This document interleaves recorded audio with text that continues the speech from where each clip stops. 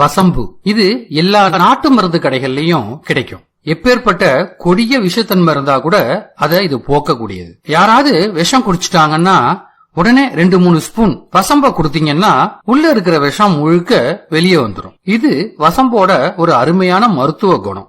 வசம்ப எதுக்கெல்லாம் பயன்படுத்தலாம் அப்படிங்கறத நீங்க அவசியம் தெரிஞ்சுக்கணும். இந்த வசம்பு ஒவ்வொரு வீட்லயும் அவசியம் இருக்க வேண்டிய ஒண்ணு.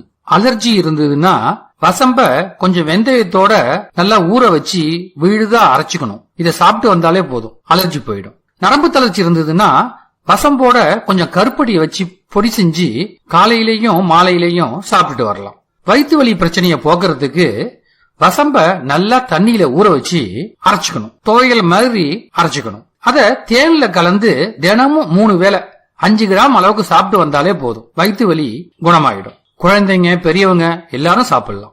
சில பேருக்கு ஸ்கின் ப்ராப்ளம் இருக்கும். அவங்க வசம்புல கொஞ்சம் தண்ணிய தெளிச்சு மைய அரைச்சி அதோட மஞ்சளையும் சேர்த்து உடம்புல பூசி நல்லா காஞ்சதுக்கு அப்புறமா குளிர்ந்த நீரால குளிச்சிடணும். சில பேருக்கு தொடர்ந்து பேச முடியாத திக்குவாய் பிரச்சனை இருக்கும். இவங்களுக்கு வசம்ப தூளாக்கி தேன்ல குழைச்சி நாக்குல தடவிட்டு வந்தா போதும், நல்லா பேச்சு வர ஆரம்பிச்சிடும். கொஞ்சம் சீரகத்தோட வசம்ப சேர்த்து கசாயம் செஞ்சு குடிச்சிட்டு வந்தாலே வயிற்று கோளாறு எல்லாம் நீங்கிடும். சில பேருக்கு வயிற்றுல பூச்சி இருந்து அதனால கஷ்டப்படுவாங்க. அவங்க எல்லாம் வசம்புல கொஞ்சம் பூண்டை வச்சு அரைச்சி வெல்லத்தோட சேர்த்து சாப்பிட்டா போதும், அந்த பூச்சி எல்லாம் மலத்தோட வெளியில வந்துடும். சிறுநீரக கோளாறு நீங்கிறதுக்கு வசம்பு, புதினா இலை, கொஞ்சம் சின்ன வெங்காயம், மிளகு, ஜீரகம் எல்லாத்தையும் போட்டு கஷாயம் செஞ்சு பனங்கற்கண்டு சேர்த்து குடிச்சிட்டு வந்தீங்கன்னா போதும், சிறுநீரக கோளாறு எல்லாம் நீங்கிடும். மூட்டு வலி நீங்கிறதுக்கு வசம்பு, மிளகு, சுக்கு இந்த 3ஐயும் நல்லா கரகரன்னு அரைச்சி கஷாயம் செஞ்சு குடிச்சிட்டு வந்தாலே போதும். சீதபேதி இருக்கிறவங்க நொங்கு மேல வசம்பு தூளை தூவி சாப்பிட்டாலே போதும், சீதபேதி குணமாயிடும். சில பேர் அஜீரணம், பசி இல்லாம இருக்கிறது, இத மாதிரி பிரச்சனையெல்லாம் அவஸ்தப்படுவாங்க.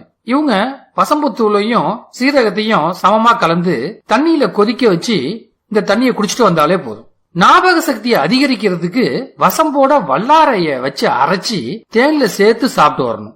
தேல்கடி, பூராங்கடி, வண்டுகடி இந்த விஷயத்தெல்லாம் முறிக்கிறதுக்கும் அதோட வலிய போக்குறதுக்கும் வசம்போட கொஞ்சம் மஞ்சளை வச்சு நல்லா மைய அரைச்சி விஷம் கடிச்ச இடத்துல தடவிட்டு வந்தாலே போதும். வேர்க்குரு போறதுக்கு வசம்பு, பெருங்காயம் இதோட கொஞ்சம் பால் சேர்த்து விழுது மாதிரி அரைச்சிக்கிட்டு வேர்க்கூறு மேல தடவுனா போதும், சீக்கிரமா குணமாயிடும். வாய்வு தொல்லையால அவஸ்தப்படுறவங்க வசம்போட கொஞ்சம் ஜீரகத்தை சேர்த்து மென்னு தின்னு 2 டம்ளர் மோர குடிச்சா போதும்.